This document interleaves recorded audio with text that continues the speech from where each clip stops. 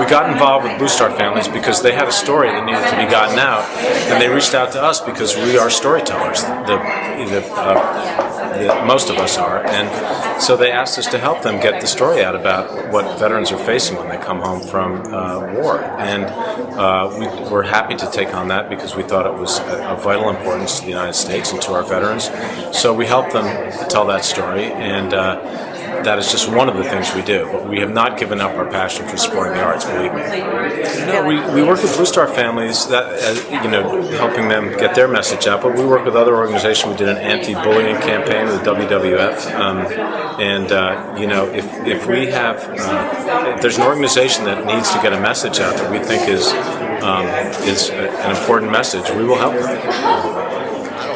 Going public about what happened to me has never been a burden to me. I think it's got a real mission to do something for those that have come back and maybe didn't get the same turnout that I did, a family that has not had the same kind of help and attention that my family did. So it's true that this was the worst thing ever to be injured to the extent that I was, but the miracle that I came back. And if something was good about it was that we now have a pretty good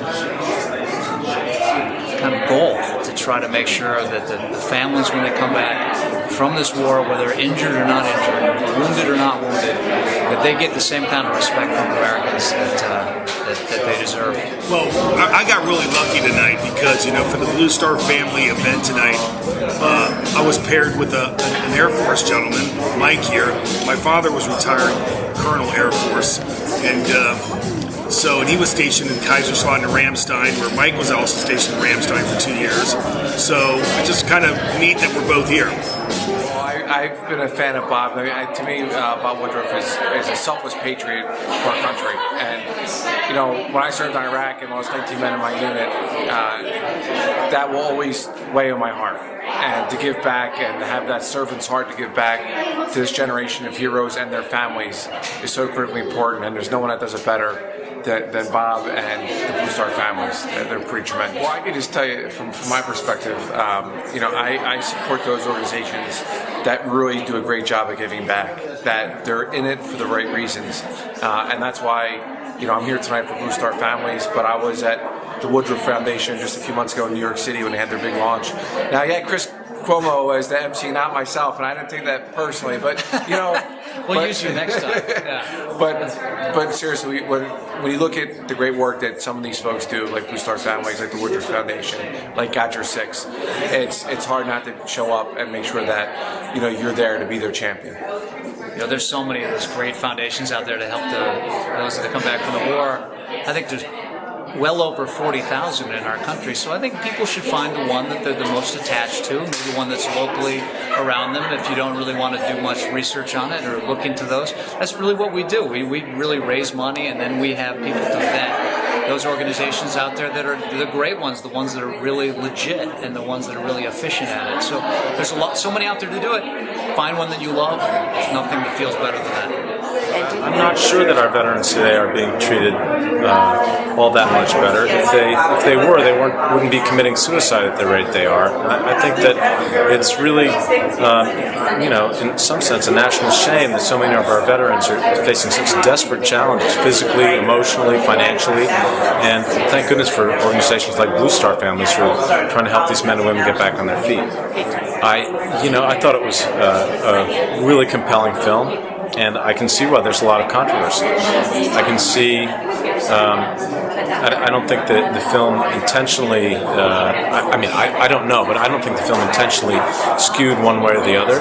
But I do think that there's the potential for people to see it as eye-opening about PTSD, and I think there's potential for people to see it as just an endorsement of someone who killed a lot of people in the Middle East. So I'm sorry to be, I'm not trying to be obtuse, but I can really see both sides of the controversy, and maybe the discussion is a good thing to have. Maybe that's the best thing about it. I have a restaurant called Bayou Bakery, Coffee Bar and Eatery in Arlington, and we're building our second location currently on Capitol Hill. And tonight we're at the Blue Star Families event, 5th anniversary. Prepared a crab meat maison, which is a popular New Orleans dish. My involvement stems from Simone Rathlet with Simone Inc., who did the PR and marketing for this. She asked me to be involved, and when I found out more about the event, I said it was a no-brainer. It's great to be here and doing this event, supporting the cause, and I'm along with 5 other top chefs in the city, so it's always great company. That we're excited for this event. It's the first time I was ever able to do it, and I'm excited for the families and to be paired up with such a great chef. For me, again, it's just doing anything for the military, for our soldiers of this country, for the families that, put up so much of their time and effort for the freedom that we have in this country. And it means a lot to me. I know it means a lot to Mike. That's why he's in the Air Force. And the families that all support everything that we do as military people, military families. It's a unit of people that support that. So, thank you. My uncle is a Vietnam veteran. My father served during Vietnam, and the lesson learned from our country from that war was that we separate the war from the warrior. So whether you believed in Iraq or Afghanistan, the fact is that these men and women, when they come home, deserve our respect, deserve our thanks, and thank goodness we have organizations like the Woodruff Foundation, like Blue Star Families, and so many others that are there to say thank you and to make sure that they care of these families, because that's the most important part of our military. I think things are so different now compared to Vietnam for many reasons. One, of course, there's not a draft now, so people don't fight the war because they're afraid that the kids are going to go off and serve if they don't want to do it.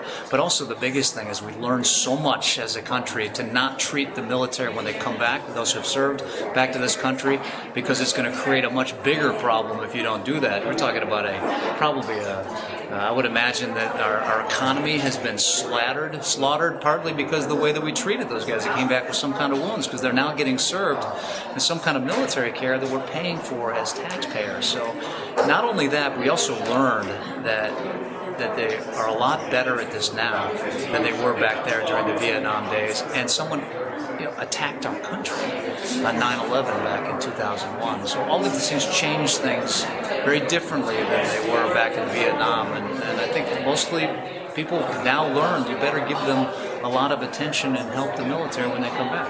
Especially these families that, it's less than 1% of America that has served in the longest war in American history, the last 13 years.